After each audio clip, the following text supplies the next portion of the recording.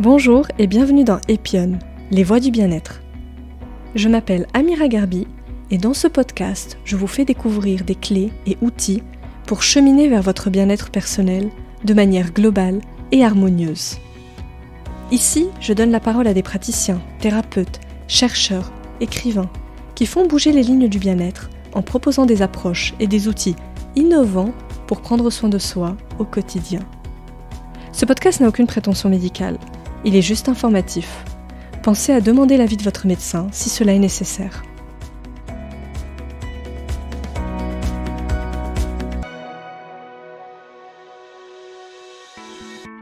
Dans cet épisode, je reçois Christelle Cronier, journaliste, productrice, auteure et conférencière. Christelle a choisi de changer de vie après une carrière dans les médias pour croire et vivre ses rêves. Une des raisons qui m'a notamment poussée à aller à sa rencontre, c'est sa personnalité solaire et le livre Le pouvoir de l'optimisme qu'elle a publié il y a quelques années. Ici, on parle de sa vision de l'optimisme, de pourquoi c'est utile de voir le verre à moitié plein et surtout de comment on fait. Car pour Christelle, l'optimisme est un muscle qui se travaille et nous avons tous la possibilité de développer cette aptitude pour vivre plus heureux et confiant. On parle également de réussir sa vie, qui selon Christelle est assez différent de réussir dans la vie. Une conversation riche et vivante qui ne vous laissera pas indifférent. Très belle écoute à tous. Christelle, je suis ravie de te recevoir dans Epion Podcast et d'échanger avec toi aujourd'hui. Plaisir partagé. Aujourd'hui, on va parler ensemble d'un sujet très intéressant, en tout cas qui me passionne et qui te passionne aussi, c'est le sujet de l'optimisme, sur lequel tu as écrit notamment un livre il y a quelques années qui s'appelle Le pouvoir de l'optimisme. On va longuement en parler ensemble aujourd'hui. Mais la tradition pour commencer le podcast, Christelle, c'est de te présenter. Donc, est-ce que tu pourrais, s'il te plaît, pour ceux et celles qui te connaissent ou qui te découvrent, nous dire qui tu es, Christelle ? Ok, alors j'ai travaillé dans les médias depuis une trentaine d'années, à plein de postes différents, que ce soit des postes de management ou alors sur le terrain en tant que journaliste, animatrice.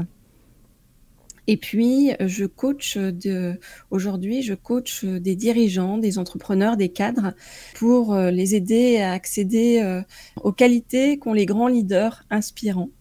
C'est-à-dire pour apporter sa pierre vers un monde un peu plus doux. Voilà, en se servant de la motivation, de l'intuition, des neurosciences, de mon rapport aussi aux énergies. Voilà, c'est un coaching un peu différent du coaching classique purement business, mais on aboutit au même endroit, c'est-à-dire que on réalise ses objectifs, que là on arrive à les faire rapidement et sans s'épuiser. Super. Dans ton parcours de vie, Christelle, il y a un événement sur lequel tu reviens assez souvent, que ça soit dans tes livres ou dans tes témoignages, c'est que tu as vécu quelque chose que tout le monde n'a pas vécu, une expérience de mort imminente quand tu étais plus jeune. Et je me demandais ce que ça a changé, si ça a changé quelque chose sur ta façon de voir le monde et la vie. Bien sûr que ça a changé, ça a tout changé, je dirais même. Et très tôt donc, puisque j'avais 10 ans à l'époque, je vivais, et d'ailleurs j'ai continué à vivre, entourée de personnes extrêmement rationnelles. Avec cette EMI, c'est la première fois que j'ai vécu une expérience dite irrationnelle. Et j'ai ressenti tellement de choses, j'ai vu tellement de choses, et puis après ça a continué. Le truc, c'est que ça s'est pas arrêté à l'EMI. C'est pour ça que je dis que j'aide aujourd'hui aussi pas mal les gens à travailler sur leurs énergies, parce que j'ai eu accès à ça, un accès un petit peu différent, qui fait que ça m'a donné un regard complètement autre sur la vie. Et j'ai aujourd'hui une philosophie de vie qui a complètement évolué par rapport à ce que j'étais et par rapport à tout mon entourage. Et qu'est-ce que tu dirais que ça a foncièrement changé ? Est-ce que du coup c'est un événement qui, tu dirais, t'a rendu plus positif sur la vie, plus sereine ? Non, parce que j'ai toujours été positive et sereine sur la vie. Ça fait partie de ma personnalité de base, on va dire, ou en tout cas de ma façon de réagir à tous les défis que la vie ne manque jamais de nous présenter à chacun, hein. Donc ça, je l'avais déjà, mais en revanche, ça m'a fait prendre de la hauteur. Ça m'a fait comprendre que on avait tous quelque chose à faire ici, que ce qu'on avait à faire n'est pas forcément ce qu'on affiche chacun derrière le masque social. Je pense, et j'en suis même sûre d'ailleurs, qu'on est chacun bien plus grand que l'image qu'on ne veut donner aux autres. Et puis, ça m'a montré qu'on était en fait tous énergie, et qu'en travaillant sur ces énergies, on pouvait complètement changer le cours de sa vie. Donc ça, c'est le premier fait marquant de ta vie. Il y en a un autre que je voulais aborder, puisque tu parles un peu du masque social, c'est ton parcours professionnel. Tu as changé de vie à un moment donné, tu as changé de carrière, tu as fait un peu un grand écart. Et d'ailleurs, tu écris dans ton livre que tu faisais partie de ces gens qui étaient emprisonnés dans leur passé, terrifiés par le futur, et qui ne prennent pas le temps de vivre pleinement. J'aimerais que tu nous en parles un peu de ce changement de vie. Comme beaucoup de gens, en fait, mais ça, je m'en suis rendu compte beaucoup plus tard aussi, j'ai été conditionnée sur une certaine façon dont il fallait mener sa vie. Voilà, c'était suis ce chemin-là et surtout n'en sors pas, parce que si tu en sors, oh là là, ça va être dangereux et, et tu risques des choses terribles. Donc voilà, moi j'ai été conditionnée essentiellement à avoir des gros postes dans des grosses boîtes. Donc c'est ce que j'ai fait, hein. Je l'ai fait alors dans les médias, en télévision, dans des grosses chaînes. Alors ça, c'était plutôt mon côté à moi, c'était le côté artistique, parce que ma famille n'était pas portée du tout sur les médias, mais par contre, le fait d'avoir des gros postes, voilà, ça, c'était une case que j'ai cochée, on va dire, dans ma vie. J'ai coché aussi comme il fallait, comme tout le monde, c'est-à-dire se marier, avoir des enfants, etc. Voilà, j'ai essayé de tout faire bien, comme une petite fille modèle. Et puis, je me suis rendu compte à un moment donné que c'était pas en faisant tout bien, ou en tout cas tout ce qu'on m'avait dit qui était bien, qu'on était véritablement heureux. Et ça, c'est un truc que j'ai mis du temps à comprendre, parce que je ne comprenais pas ce décalage entre l'image que je projetais, c'est-à-dire j'ai beaucoup de choses positives, donc un bon job, une famille, etc., etc. Et pourquoi je me sentais vide à l'intérieur. Mais je me sentais vide à l'intérieur, pourquoi ? Parce que je n'étais pas pleinement alignée avec la personne que j'étais. Voilà, ça a été un travail, un long travail pendant des années pour arriver à ça. Quel a été le déclic pour toi ? Est-ce qu'à un moment donné, tu t'es dit, il y a une nécessité à changer et j'y vais coûte que coûte ? Le déclic pour moi, ça a été, comme pour beaucoup de femmes, je dirais, la naissance de mon deuxième enfant. Alors vraiment, ça a tout explosé. Je me suis dit, mais ça remet toutes les priorités en perspective. Et je comprenais pas ce que j'allais faire tôt le matin dans des salles grises, dans des comités de direction, face à des hommes qui ne souriaient pas. Et j'avais vraiment envie, en fait, de retrouver l'enthousiasme de me lever, de faire des choses, d'être face à des personnes qui me renvoyaient des choses positives aussi. Alors, je dis pas que, attention, hein, c'est l'univers de l'entreprise, c'est pas non plus, attention, la diabolisation, etc. D'ailleurs, j'en ai parlé il y a peu de temps avec ma belle-sœur, qui, elle, a un gros poste, voilà, dans une grosse boîte, et qui me disait, parce que j'avais dit dans une interview que dans les entreprises, que j'avais observé, et je l'ai observé malheureusement pas mal de fois, hein, à mon niveau, c'était des gens qui font beaucoup de vent et qui derrière ne produisent pas, quoi. Bon, et elle m'a dit, mais tout le monde n'est pas comme ça. Je m'ai dit, tu as raison, c'est vrai. Mais c'est qu'après, en partant dans l'entrepreneuriat, j'ai rencontré tellement de belles personnes, des personnes que je trouve tellement valeureuses, tellement courageuses, tellement passionnée, que c'est vrai que ça m'a fait un gros décalage avec voilà, d'autres personnes que j'ai pu voir qui étaient salariées un peu plan-plan dans les entreprises. Voilà. Mais en effet, tout le monde n'est pas comme ça et il faut que je tempère mes propos. Et heureusement d'ailleurs, sinon ça serait bien triste. Et d'ailleurs tu dis souvent, tu as cette phrase que j'ai dû lire et entendre plusieurs fois de toi, réussir sa vie, ce n'est pas réussir dans la vie. Et la distinction, elle est intéressante et souvent on l'oublie, je trouve. Ah oui, donc ça, c'est lorsque je suis partie, à l'époque, j'étais chez Canal+, je m'occupais des magazines, donc toutes les émissions. Et donc, j'ai décidé de repartir sur les routes. Et à ce moment-là, je suis allée voir pas mal de grands champions, de grandes personnalités dans tous les domaines, hein, pour leur poser cette question qui me taraudait, qui était « Qu'est-ce que réussir sa vie ?» Et ce qui est drôle, c'est que j'ai vu qu'en effet, chacun avait une définition extrêmement différente de qu'est-ce que réussir sa vie. Alors, qu'est-ce que réussir sa vie? Pour moi, c'est une question à laquelle on ne pourra répondre que lorsqu'on fermera chacun les yeux, dernier moment. Voilà, la réussite, elle est faite de plein de choses. C'est pas uniquement avoir plein d'argent et plein de pouvoir. La réussite, c'est faite de toutes ces petites choses du quotidien. C'est faite du sourire de la personne qui vous tient la porte pour entrer dans la boulangerie. Là, je rentre justement du Népal, où il y a eu une grosse catastrophe climatique, et les gens se sont retrouvés sans rien. Et on leur a apporté quelques vêtements. J'avais des vêtements de mes enfants qui m'étaient plus, tout simplement. Je leur ai donné avec d'autres amis à moi qui faisaient la même chose. Et en fait, c'était tellement dingue en fait de se reconnecter à ça, la joie de ces personnes-là qui tout de suite ont porté des trucs que mes enfants ne portent plus, qui pour nous remercier en fait se sont mis à chanter et à nous faire des chansons népalaises avec des tambours. Mais il y avait une sorte de joie. Je saurais même pas en fait comment vous décrire ça, mais ça m'a reconnecté à l'humanité. Ça m'a reconnecté à la solidarité. Je me suis dit, mais en fait, la vie, c'est tellement simple. Pourquoi est-ce qu'on fait pas tous un petit peu chacun? Alors, je parle pas spécifiquement de donner des habits ou ça, c'est pas ça. Hein. Mais pourquoi est-ce qu'on fait pas spécifiquement chacun, chaque jour, un petit geste pour l'autre, à commencer par sourire? Dans ton changement de vie, tu racontes que ça n'a pas été simple et que tu as fait face à des gens qui ont douté de toi, qui ont essayé de te décourager, des jugements. Comment toi, tu t'es accroché et comment tu as surmonté tes peurs et tes doutes pour aller justement vers ce que te dictait ton cœur en fait? On retrouve tous beaucoup de choses comme ça sur la route. Dans la route qui monte, on va dire, vers le succès.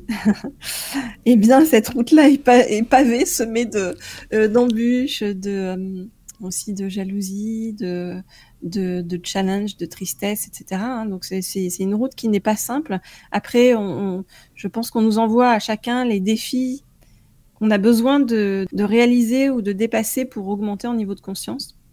En tout cas, ce dont je me suis aperçue lorsque je suis partie. Donc, je partais d'un gros poste avec une grosse boîte où j'étais dans une grosse boîte où j'étais extrêmement sollicitée. J'étais avec beaucoup de personnalité au quotidien, etc., etc. Le lendemain, quand vous partez, le téléphone arrête de sonner. Et ça, c'est très perturbant. Et puis, donc ça, c'est la première chose. Et la deuxième chose, c'est-à-dire que si vous n'avez plus un nom avec un titre sur une carte de visite, c'est comme si vous disparaissiez de la surface de la Terre. La deuxième chose, c'est toutes ces personnes qui ont envie en fait que vous vous plantiez. Alors j'en ai fait un documentaire qui s'appelle Ma liberté, qui m'a permis d'analyser et de comprendre ce qui se passait et ce qui se tramait et ce qui se passe pour bon nombre d'entre nous qui font ce chemin-là. C'est que lorsque vous essayez de réaliser vos rêves, de mettre en œuvre vos rêves, eh bien, vous allez heurter des personnes qui, elles, sont pleines de rêves aussi, mais qui n'osent absolument pas se bouger pour les mettre en œuvre, tout simplement parce qu'elles restent dans ces fameux conditionnements dont je vous ai parlé tout à l'heure, qui est surtout suis ce chemin et n'en sors pas, ça va être très dangereux. Et ces personnes-là n'ont qu'une envie, c'est que vous vous plantiez. Pourquoi? Non pas contre vous, mais simplement pour elles. C'est-à-dire que si vous vous plantez, eh bien, ça vient les conforter dans le fait qu'elles ont eu raison de ne pas bouger, elles ont eu raison de rester dans ce qu'elles pensent être une forme de sécurité. Je dis bien pense parce qu'en fait, tout est siège éjectable dans cette vie, donc à un moment donné ou à un autre, on est tous en train de monter, de descendre, de monter, de descendre.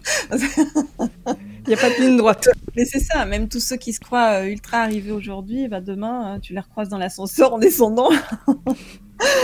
On dit que quand tu montes dans l'ascenseur, il faut toujours dire bonjour et être sympa avec les autres parce que tu recroises les mêmes en descendant. Bon, si tu as besoin de ça pour le savoir, c'est dommage parce que ton humanité de base devrait faire en sorte que tu dises bonjour aux gens dans l'ascenseur. Voilà, donc pas de la méchanceté, c'est en effet de la projection de leur propre peur sur vous. Voilà. Et comment on se protège de ça? C'est difficile à encaisser quand même. Comment on arrive à avancer quand tout le monde doute autour de soi? C'est pour ça qu'il faut beaucoup travailler sur soi. C'est pour ça qu'aujourd'hui, je coach des gens pour leur apprendre ça. Parce qu'il faut travailler sur sa force intérieure. Il faut travailler sur sa sérénité intérieure.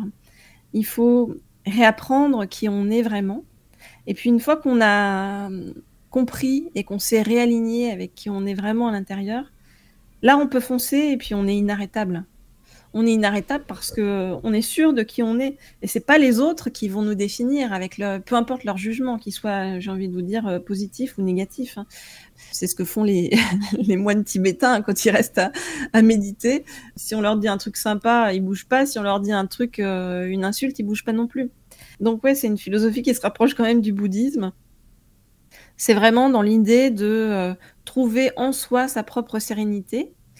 Aussi pratiquer une certaine forme d'égoïsme. Alors, je sais bien que dans la société, on nous dit tout le temps qu'il ne faut pas être égoïste, alors que bon, la plupart des gens, quand même, sont relativement égoïstes. Mais moi, ce que je pense, c'est qu'il faut pratiquer la bonne forme de l'égoïsme. Pas l'égoïsme qui exclut les autres, c'est que pour ta gueule et on s'en fiche des autres.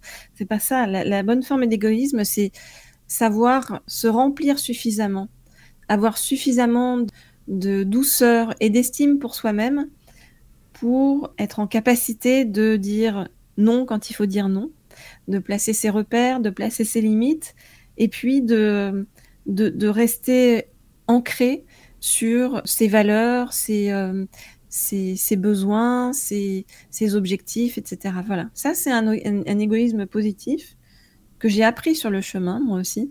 J'ai mis du temps à l'apprendre et aujourd'hui, c'est quelque chose que je veux vraiment enseigner en priorité à mes enfants et aussi à toutes les personnes avec lesquelles je travaille aujourd'hui. Apprendre à dire non. Parfois, dire non à l'autre, c'est aussi se dire oui à soi-même. Donc, c'est surtout apprendre à se dire oui à soi-même. C'est ça, à s'écouter et à écouter ses envies, que parfois on refoule ou on inhibe pour faire plaisir aux autres, pour suivre le chemin social attendu. Sur le sujet de la motivation, dans ton livre, tu montres que tu t'es équipé de plein de petites clés pour stimuler ta motivation, la maintenir à un niveau très haut. Je vais en citer une parce qu'elle est vraiment intéressante. Tu dis, quand j'ai des moments de doute, où j'ai des questions auxquelles j'ai pas de réponse, j'invoque des mentors virtuels. Donc par exemple, tu cites Nelson Mandela, Bouddha, Gandhi et autres, et tu dis, je me demande ce que eux m'auraient conseillé. Et je trouvais ça super chouette comme clé pour justement aller s'inspirer de gens qui ont fait ce chemin en fait avant soi. Oui, bah, je fais mes propres boards d'entrepreneurs. Tu sais, quand tu as une question ou une problématique dans ta vie, qu'elle soit d'ailleurs professionnelle ou personnelle, je ne sais pas si tu as déjà assisté à des boards d'entrepreneurs, mais ce qui est très intéressant la plupart du temps, c'est que tu as vraiment une mixité des points de vue parce que tu vas voir d'un côté une personne qui a un point de vue très juridique, une autre personne très business, une autre personne très communication, etc., etc. C'est comme ça dans les boards et ils vont aborder ta question avec plein de points de vue différents. Moi, je fais la même chose, mais avec mon board à moi, qui en effet comprend des personnes comme Nelson Mandela, comme Oprah Winfrey, comme... alors, quand j'ai des questions plus pointues, ça peut aller aussi sur des Steve Jobs, des Elon Musk, voilà, ça varie en fait en fonction de la question que j'ai à poser. Et ce qui est très étonnant, c'est que, essayez, vous verrez, quand on se met dans cette posture-là, tout à coup, il y a des solutions qui émergent auxquelles on n'aurait absolument pas pensé sur les choses qui vont nous permettre d'avancer et donc de décupler notre motivation. C'est vrai, je confirme, j'avais fait cet exercice une fois et c'est surprenant parce qu'on se met vraiment dans la peau de l'autre et dans la tête de l'autre et on se donne des conseils qu'on ne se donnerait peut-être pas. C'est ça. Et après, aujourd'hui, je dirais, tu vois, j'ai beaucoup évolué par rapport à l'idée de l'optimisme. L'optimisme, alors moi je te dis, je suis née optimiste, de personnalité très optimiste à la base. Tu dirais que tu l'as toujours été ? Ou que ça a grandi quelque part ? En fait, plus des épreuves arrivaient dans ma vie, parce que j'ai eu quand même pas mal d'épreuves sur le chemin, plus les épreuves arrivaient sur le chemin, plus je réagissais de façon optimiste. Donc c'est ma façon d'être. Tout le monde me dit, ah toi t'es tout le temps en train de sourire partout sur les photos, etc. machin. Mais je fais pas, c'est pas fake, tu vois. Je me cache pas derrière quelque chose. C'est simplement que ça a toujours été ma façon de réagir à la vie et souvent à la dureté de la vie aussi. Parce que je me disais, d'ailleurs je me le dis encore, hein, pour moi l'optimisme, si tu veux que je te donne la définition, c'est poser un regard dynamisant sur ses propres ressources. C'est-à-dire qu'en posant ce regard-là, ça te met en capacité eh bien, de voir les choses différemment, évidemment, et donc de voir des opportunités auxquelles tu n'aurais pas fait attention si tu n'avais pas été dans cette situation-là. Donc j'ai toujours posé ce regard-là très positif sur la vie. Et puis au fur et à mesure des épreuves, notamment, je te dirais que c'est arrivé très tard en fait. Ces 3 dernières années, j'ai été confrontée à des choses vraiment violentes, on va dire. Alors j'ai eu beaucoup d'épreuves avant, mais là ça a été particulièrement violent dans le sens où ça m'a emmenée voir une autre vision de la vie, qui est une vision beaucoup plus dans l'ombre. Voilà, j'étais au contact de gens qui m'ont montré ce noir que je ne voulais pas voir. Ça a été une période difficile et douloureuse, et en même temps ça a été tellement instructif. Parce qu'aujourd'hui, j'ai compris que tout réside dans cet équilibre entre l'ombre et la lumière.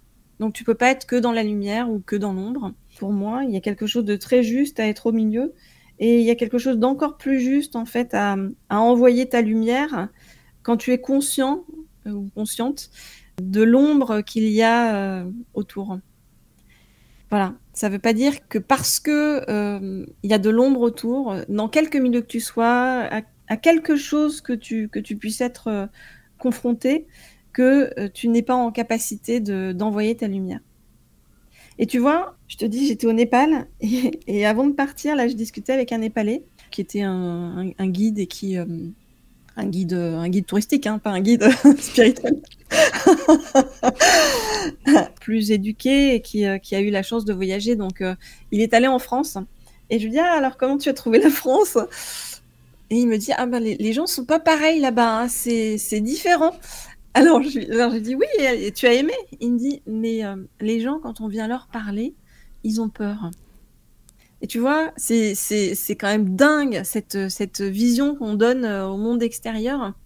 Et en effet, je crois que retrouver cette lumière en nous, c'est aussi prendre le temps d'aller parler avec des personnes autour de nous, hein, quelles qu'elles soient, en mettant de côté aussi ses préjugés. Ça peut être aussi tout simplement sa timidité. Se forcer un petit peu en fait à aller vers l'autre parce qu'il y a tellement de cadeaux à en attendre. Et à partir de là, dès que tu as fait ce pas qui peut être difficile pour beaucoup, y compris pour moi, hein, parce que tout le monde me dit « Ah mais toi, t'es très à l'aise, public relation, etc. » En réalité, je suis hyper timide. Et, et très souvent, j'ai du mal à aller vers des personnes que je ne connais pas. Toutes ces leçons m'ont forcé et me poussent à aller vers ces gens-là parce que je trouve que ça t'ouvre tellement de choses. Et puis ça t'ouvre aussi non seulement, bon, ça t'ouvre à 360 ton regard, mais au-delà de ça, ça crée des opportunités. Ça te met aussi, ça te redonne une motivation de fou. Et l'optimisme, il renaît aussi de tout ça, c'est-à-dire de se sentir connecté à l'autre. Et pour te refaire tout le chemin par rapport au début de notre discussion, eh ben, si tu veux, lorsque j'ai vécu cette EMI à l'âge de 10 ans, c'est exactement ça que j'ai senti, c'est le lien profond d'être en interconnexion avec les autres, comme si j'étais toi, comme si tu étais moi, comme si voilà, j'étais tout le monde en fait, et tout le monde était moi. Voilà. Donc en faisant ces petits gestes-là du quotidien, eh ben ça permet de retrouver ce qui est juste au fond de nous, je pense. Enfin, j'en suis même sûre. Tu parlais des parts d'ombre. Aujourd'hui, les études montrent que 3/4 de nos pensées sont des pensées négatives. Comment on peut apprendre justement à dompter ces pensées, ou en tout cas à poser son regard sur celles qui nous élèvent, plutôt que celles qui nous tirent vers le bas? Alors ça, c'est une gymnastique de tous les instants au départ. En effet, tu peux avoir une personnalité à être optimiste, donc à penser positif, ok. Mais c'est pas pour autant que tu ne peux pas transformer une personne qui est négative en une personne positive, pas du tout, parce que c'est vraiment l'optimisme. Pour moi, c'est un muscle qui se travaille, hein, tout simplement, comme n'importe quel grand champion va aller faire ses exercices. Tu peux faire toi aussi tes exercices.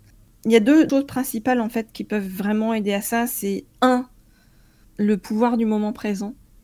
C'est-à-dire que plus tu te remets dans le moment présent, c'est-à-dire que quand tu restes attentive et en pleine conscience par rapport à tes pensées, quand tu vois une pensée négative qui passe, alors tu sais, un peu comme si tu étais dans l'avion avec tu sais, des perturbations, bah, qu'est-ce que tu fais? Tu accroches ta ceinture et tu attends que ça passe. Ben, voilà, tu fais pareil avec les pensées négatives. Simplement, d'abord, au départ, tu les observes, tu les vois passer. Donc, tu dis, ah, ok, elles existent, elles sont là. Et puis, ensuite, tu peux essayer d'aller plus loin en disant, alors, pourquoi elles sont là? Pourquoi telle pensée est là? Alors, la plupart du temps, et même tout le temps d'ailleurs, cette pensée-là, elle vient soit d'un conditionnement que tu as eu, soit d'une croyance limitante. Voilà. Après, c'est tout un travail de déconstruire les croyances limitantes. Alors, tu as plein de méthodes pour ça.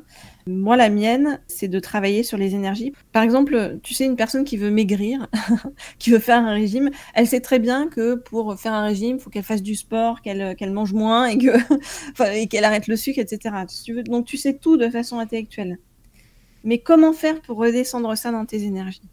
Voilà, donc moi, j'utilise plein d'outils énergétiques en me servant aussi de tous mes ressentis et de pas mal d'autres choses que j'ai pu étudier pour faire redescendre ça dans les énergies. Quand ça redescend dans les énergies, c'est sûr que tu shifts.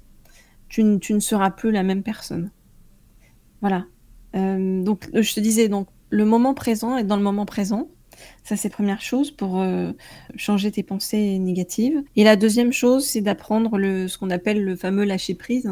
Moi, j'ai mis des années à apprendre ça, parce que je dirigeais des grosses équipes donc en entreprise. Voilà, j'avais un gros poste. Et c'est comme si, quand tu étais à des gros postes, tu te sentais... comment on dit, tu sais, avec une responsabilité, un poids sur les épaules, enfin voilà, investi d'une mission, voilà, c'est ça que je cherchais. Investi d'une mission et que donc tu dois tout contrôler, tout gérer, etc., etc. Et j'ai appris avec les années et au fil du temps que la force n'est pas dans le contrôle ni dans la maîtrise, et la force est dans le lâcher prise. Par exemple, typiquement dans le travail, par exemple. Travaille beaucoup, fais de ton mieux, mets en place tes objectifs, fais tout ce que tu peux, bien sûr, pour y arriver. Mais après, laisse sa place à l'univers. Accepte, justement, ce qu'on appelle se lâcher prise, c'est-à-dire accepte de shifter, et de dire, OK, j'ai donné le meilleur de moi-même. J'ai fait tout ce que je pouvais, tout ce qui était en mes capacités. Et maintenant, j'ai foi en ce qui va arriver. Donc, je laisse faire les choses. OK? Donc, tu mets de côté. Alors, je sais que c'est pas facile, des fois, hein, notamment pour les entrepreneurs, quand il y a des questions de sécurité financière ou des choses comme ça. Mais tu verras que si tu te mets dans cette position-là, c'est incroyable le nombre de trucs qui arrivent. Et moi, j'en reste encore toujours surprise de voir, parce que maintenant, aujourd'hui, je suis une championne du lâcher-prise, hein.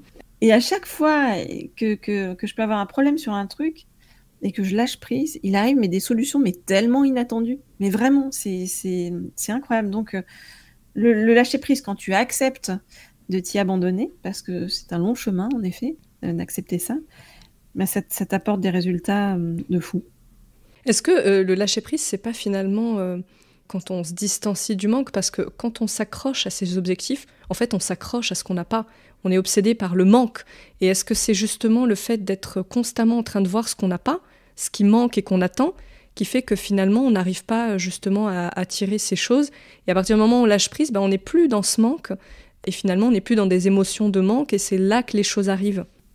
Oui, parce que quand tu lâches prise, en fait, tu te reconnectes à la personne que tu étais enfant. C'est-à-dire, tu vois, les enfants, ils vivent justement l'instant présent, ils se posent pas de questions sur ce qui va arriver, ils avancent. Et donc, en te reconnectant à cette énergie-là, et un enfant, il se pose pas de questions quand il va apprendre à marcher, il va tomber 15 fois, mais il va se relever tout le temps, jusqu'à ce qu'il sache marcher, tu vois. Ça va l'énerver, ok, sur le moment, mais c'est pas ça qui va l'empêcher d'avancer. Il va pas s'asseoir et puis il va se dire non, c'est terminé, je marcherai jamais de ma vie. Donc, c'est se reconnecter à cette énergie-là, qui fait qu'on est sûr qu'on va arriver à marcher. On va arriver à faire telle chose. On est sûr. Moi, j'ai publié, par exemple, 12 livres. Pourtant, je n'estime pas être la personne, loin de là, la plus littéraire de la Terre. Hein. J'aime écrire, j'aime tout ça, mais c'est surtout l'idée de faire passer mes idées. Et j'ai vu énormément de personnes autour de moi qui sont des personnes, pour le coup, ultra littéraires, etc., et qui n'ont jamais réussi à éditer un seul bouquin. Et ça m'a interrogée aussi. Alors pourquoi j'y suis arrivée? Non pas parce que j'étais pote avec tous les éditeurs, pas du tout, j'en connaissais aucun. Mais simplement quand je faisais quelque chose, et c'est pour te reboucler avec le fait de tu vas savoir marcher. Quand j'écrivais mon bouquin, je savais qu'il serait édité. Je savais parce que je me disais, mais c'est un message que j'ai besoin de transmettre. C'est quelque chose qui va aider les autres. C'est quelque chose que je pense avoir compris sur tel ou tel sujet. Donc, il n'y a aucune raison pour que ça ne passe pas. Vraiment. Et à chaque fois, moi, j'ai toujours trouvé un éditeur. Alors, ça a été, j'ai eu des éditeurs différents, hein, en fonction des différents sujets. Mais j'ai pas eu de problème, quoi, en fait. Et dans ton livre, justement, tu dis qu'à partir du moment où tu as vraiment utilisé l'optimisme et la gratitude, on peut aussi en parler, les choses ont beaucoup changé dans ta vie. Et beaucoup de choses te sont arrivées de manière, je dirais pas fortuite, mais que tu n'avais pas forcément vu venir, on va dire. Oui, parce que quand on traverse des épreuves dans sa vie, c'est pas simple de dire merci. Alors aujourd'hui, moi, j'arrive beaucoup mieux à dire merci parce que, enfin, c'est surtout avant de dire merci, c'est de prendre de la hauteur et comprendre pourquoi ça t'arrive, qu'est-ce que ça vient de faire travailler, etc., etc.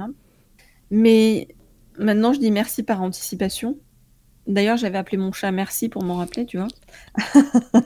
Petit moyen mémotechnique. Je dis merci par anticipation parce que je pense que tout ce qui nous arrive, en bien comme en mal, c'est quelque chose qui est là pour nous forcer à nous faire comprendre des choses et à nous élever en niveau de conscience. Donc, si cette situation, qui bien sûr n'est pas la situation qu'on aurait voulu, parce que c'est une situation inconfortable dans le moment, voire même très inconfortable, voire même très douloureuse, eh bien cette situation-là, elle est là pour nous aider à évoluer. Donc merci. Et puis merci pour tout, parce que, comme je te disais au départ, sur cette idée de solidarité, de reconnexion avec les gens, on se rend pas compte des petites choses en fait de la vie.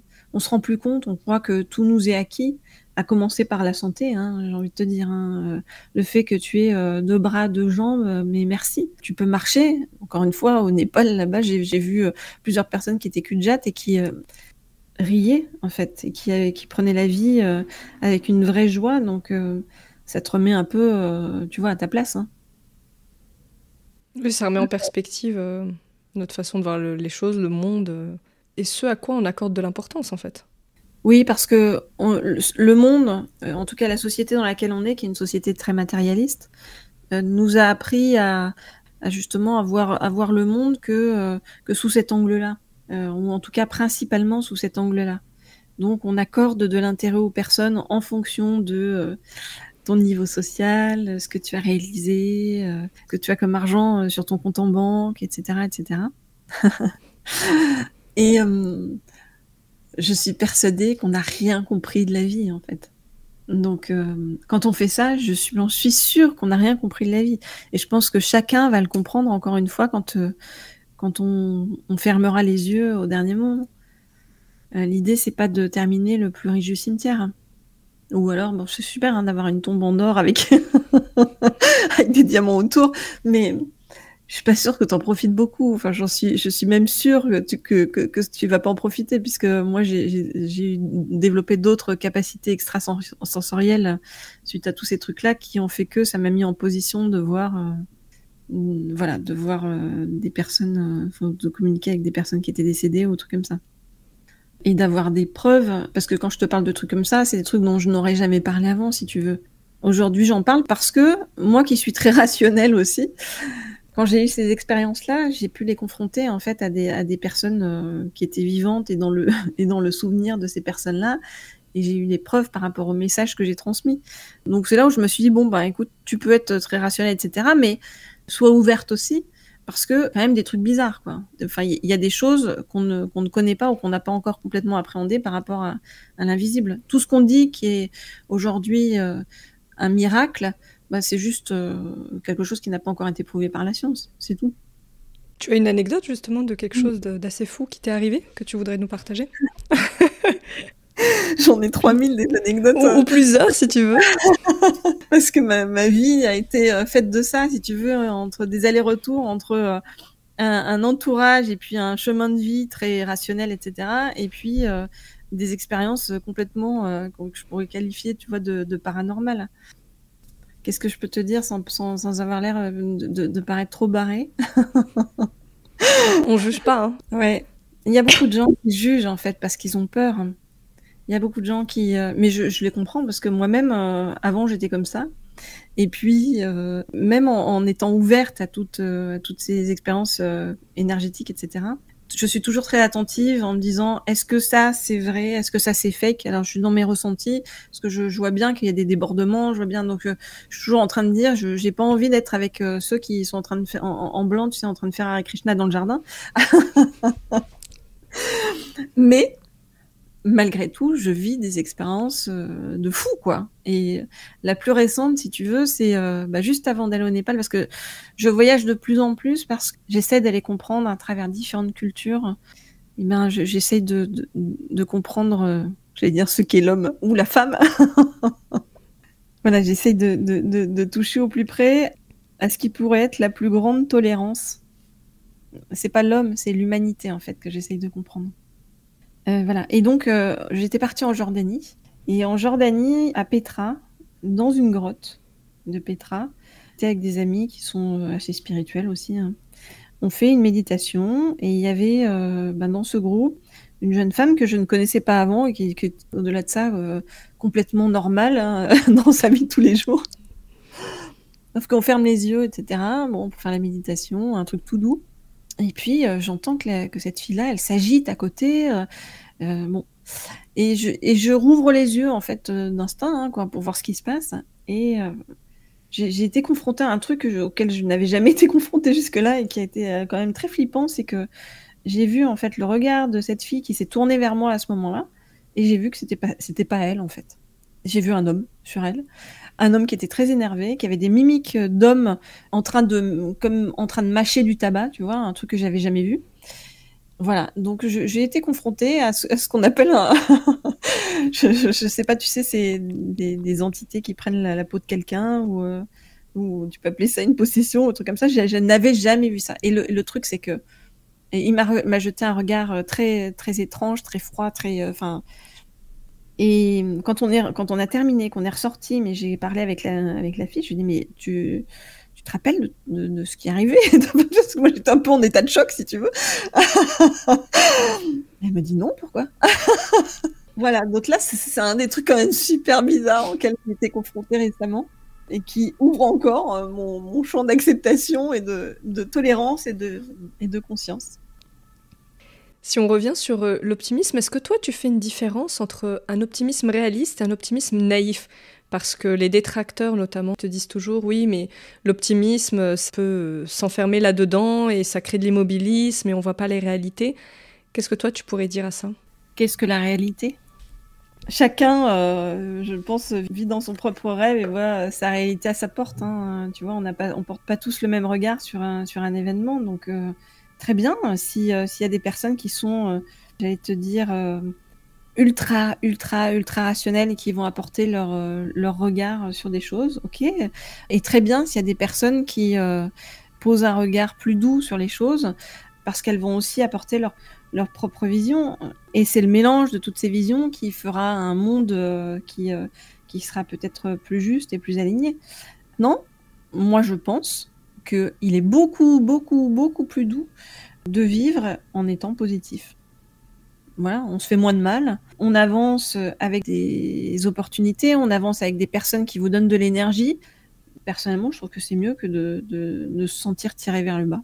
Mais après, tout est une question de point de vue, en effet, hein. Si on a envie après de dire que les optimistes, c'est je vais bien, tout va bien, et je ferme les yeux sur tout, pour moi, c'est pas du tout ça. Pour moi, être optimiste, c'est au contraire être dans l'ouverture de cœur.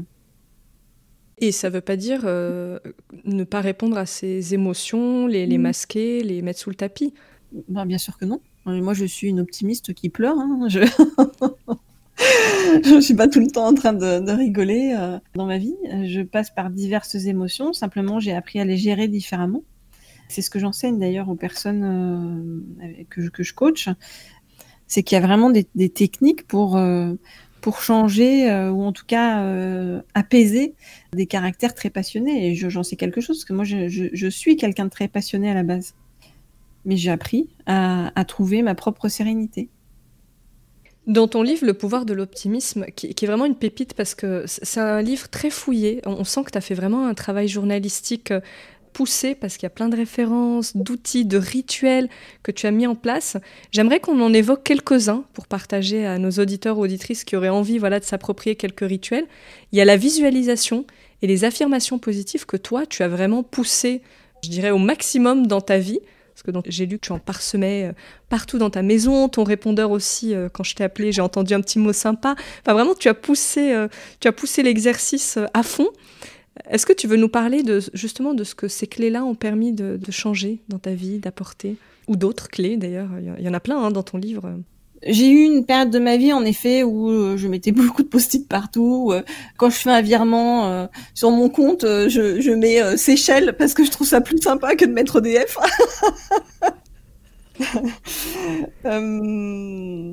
Donc, et puis j'ai fait pas mal de trucs aussi à l'époque avec mes enfants dans ce sens-là. Par exemple, tu vois, on écrivait des cartes postales pour dire quelque chose de bien en fait à une personne, mais qu'on connaissait pas, des personnes qu'on connaît pas. Et puis après on allait déposer ça dans des boîtes aux lettres parce qu'on se dit ça doit être cool en fait d'ouvrir une lettre où t'as quelque chose de sympa écrit dessus. Donc j'ai fait beaucoup de petites choses comme ça. D'ailleurs à la fin du bouquin j'en donne plein d'exemples. Ça s'appelle la conciergerie du bonheur, me semble-t-il. Hein. Ça fait un petit moment que je l'écris. Aujourd'hui, je te dis, avec ce rééquilibrage par rapport aux ombres, je suis dans une approche complémentaire, j'ai envie de te dire, mais j'ai moins besoin de passer par des petits rituels, par des petites choses comme ça pour me ramener à la sérénité. Alors, quand tu parlais d'affirmation positive, pour moi, finalement, maintenant, aujourd'hui, ça rejoint plus des formes de mantras. Alors, je peux écouter des mantras ou en dire... Tu veux, j'ai l'impression que c'est beaucoup plus profond et beaucoup plus intérieur aujourd'hui. Qu'est-ce que tu as gardé, par exemple? Je me rends compte, dans le cadre du business, par exemple, de l'importance de la discipline. Donc, dans le business, je suis très, très, très disciplinée. Voilà, donc je te dirais que j'ai gardé ça côté business. Je m'écris toujours les 3 choses que je dois faire dans la journée, plus importantes et qui me rapprochent de mon grand objectif, par exemple. Et dans ces choses-là, j'essaye d'inclure quelque chose qui va me faire du bien, avec cette idée de faire quelque chose de doux. Je m'écris des fois des phrases qui correspondent à une journée en me disant, ben voilà, cette journée, elle va être comme ça, mais avec un accent particulier sur tel truc. Et souvent, à la fin de la journée, d'ailleurs, ça s'est passé comme ça, parce que je l'ai décidé. Et parce que j'ai finalement orienté mon esprit, mon cœur, mes émotions, mon âme vers ces choses-là. Donc, c'est pareil avec le bonheur, hein, finalement. Hein. C'est de te dire, j'oriente mon esprit vers ce qui est bon et juste pour moi, et pour les autres aussi en même temps, tant qu'à faire. Hein. Parce qu'on ne vit pas tout seul sur cette terre. Super, merci Christelle de tous ces outils que tu partages et puis merci de ton témoignage à cœur ouvert, si je puis dire. Pour finir cette conversation, est-ce que toi, il y aurait peut-être une citation ou un ouvrage que tu aurais envie de nous partager qui, toi, t'a marqué sur ton chemin de vie? Et il y a 2 choses qui m'ont marqué, enfin parmi d'autres, tu me diras, mais en tout cas que je retiens souvent, c'est le livre de Paulo Coelho, je ne sais pas si tu l'as lu, Véronica décide de mourir, qui est un des livres qui est un peu moins connu, en fait, de Paulo Coelho, qui parle, en fait, d'une jeune femme qui s'est suicidée et qui s'est loupée, et qui se retrouve en asile psychiatrique et qui réapprend tout sur la vie, le bonheur et qu'est-ce qu'on peut mettre en place ensuite pour vivre une vie différente. Donc, ce livre-là, j'ai beaucoup de tendresse pour ce livre-là. Et puis, il y a ce film je crois que c'était Sean Penn qui avait fait ce film-là, Into the Wild, où ils disent dedans, le bonheur n'est réel que partagé. Et je partage à fond. Super. Merci beaucoup Christelle. J'espère que tu auras donné envie à tous ceux qui nous écoutent de développer leur optimisme, de voir qu'on peut déjà le cultiver, le muscler pour reprendre ton terme, et que ça peut être beaucoup plus agréable aussi de voir les choses du bon côté dans sa vie, et que ça se travaille en fait. Donc merci infiniment d'avoir partagé ce moment avec nous, et puis de nous avoir partagé un petit bout de ta vie aussi. Avec plaisir. Aujourd'hui, je crois que tu as compris que la seule chose qui m'importe dans tout ce que je fais, c'est le partage. Voilà, donc que ce soit au cours d'une discussion comme ça, non, je vois pas pourquoi en effet je me cacherais. Beaucoup de gens se cachent, mais je leur dis arrêtez de vous cacher, comme ça les Népalais ne viendront plus vous dire que vous avez l'air trop sérieux. Merci Amira. Merci beaucoup en tout cas Christelle pour ton temps et ton sourire et ta joie de vivre qui se ressent vraiment. Merci. Si vous avez aimé cette conversation, je vous invite à noter le podcast 5 étoiles sur Apple Podcasts ou sur votre plateforme d'écoute préférée et à vous abonner pour rester informé des prochains épisodes. Vous pouvez également suivre notre actualité sur le compte Instagram Epion Podcast. Je vous dis à très vite pour de nouveaux échanges inspirants.